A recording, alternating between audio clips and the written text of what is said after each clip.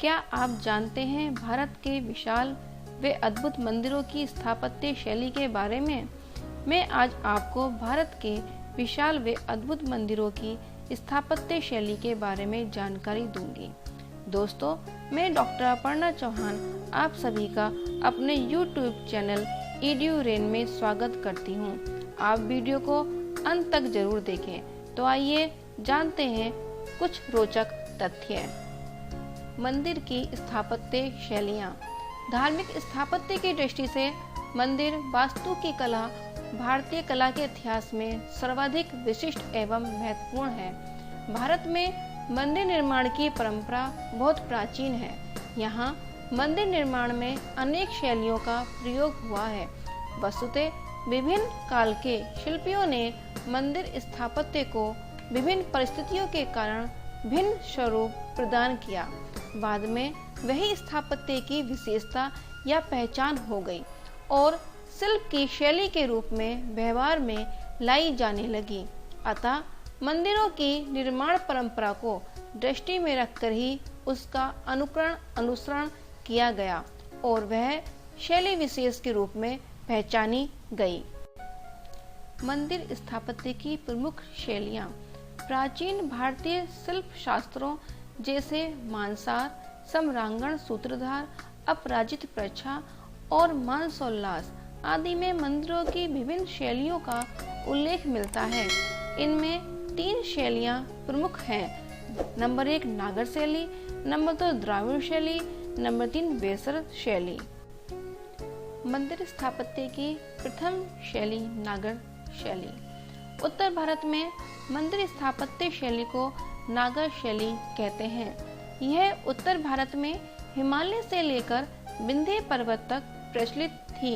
इसे आर्य शैली, पर्वती शैली, लाट शैली, कलिंग शैली के नाम से जाना जाता है।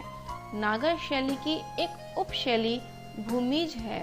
भूमिज शैली के उदाहरण मालवा, राजस्थान, गुजरात आदि जगहों से मिलते हैं।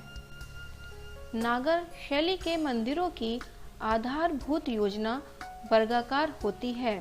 वर्तुलाकार आमलक, वक्र रेखीय शिखर एवं स्वास्तिक आकार की योजना नागर शैली की विशेषता है। शिखर के आधार पर नागर शैली को लैटिना या रेखा प्रसाद, फमसाना एवं वल्लभी प्रकार में विभाजित किया गया है। इस शैली के मंदिर एक विशाल चबूतरे पर स्थित होते थे, जिसमें कोई घुमावदार चार दीवारी नहीं होती थी। घुमावदार शिखर को गुंबद कहा जाता है। मंदिर का गर्भगृह शिखर के नीचे स्थित होता है। नागर शैली के मंदिर आधार से शिखर तक चतुष्कोणीय होते हैं। ये मंदिर ऊंचाई में 8 भागों में बांटे गए हैं, जिनके नाम इस प्रकार हैं। मूल यानी आधार, गर्भगृह मसरक, नींव और दीवारों के बीच का भाग, जंगा दीवार, कपोत कार्निस, शिखर, गल यानी गर्दन, वर्तुलाकार आमलक, कुंभ जिसका अर्थ है सूल सहित कलश। मंदिर स्थापत्य की दूसरी शैली है द्राविड़ शैली। इसका विस्तार कृष्णा से कन्याकुमारी तक तथा कालखंड 7वीं से 18वीं शताब्दी तक था। द्राविड़ शैली की पहचान विशेषताओं में प्रकार, गोपुरम, वर्गाकार या अष्टकोणीय गर्भगृह, पिरामिड नुमा शिखर, मंडप, विशाल संकेंद्रित प्रांगण तथा अष्टकोण मंदिर संरचना शामिल थी। इस शैली में आमलक एवं कलश के स्थान पर स्तूपिका बनी होती थी। इन मंदिरों में एक जलाशय का सदैव निर्माण किया जाता था। इनके प्रवेश द्वार भव्य होते थे, जिन्हें गोपुरम कहते हैं। ये गोपुरम मुख्यतः पांड्य शासकों की विशेषता है।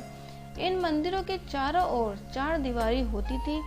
इस शैली के मंदिर काफी ऊंचे तथा विशाल प्रांगण से घिरे होते थे। प्रांगण में छोटे बड़े मंदिर, कक्ष तथा विशाल जलाशय होते हैं। इस शैली के मंदिर में 4 से अधिक पार्ट्स होते हैं।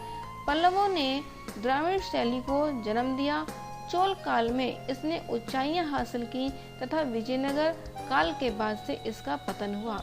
तंजौर का बृहदेश्वर मंदिर इस शैली का सर्वोत्तम मंदिर है। मंदिर स्थापत्य की तीसरी प्रमुख शैली है वेसर शैली। नागर और द्राविड़ शैली के मिश्रित रूप को वेसर शैली कहते हैं। इस शैली के मंदिर विंध्य पर्वतमाला से कृष्णा नदी के बीच निर्मित हैं। इस शैली का उद्भव बौद्ध चैत्यों से हुआ। इन मंदिरों का निर्माण 7वीं से 8वीं शताब्दी के बीच में शुरू हुआ, जो कि 12वीं शताब्दी तक चला। वेसर शैली को चालुक्य शैली भी कहते हैं। उत्तरी कर्नाट एवं दक्षिणी कर्नाट इसकी उपशैली हैं।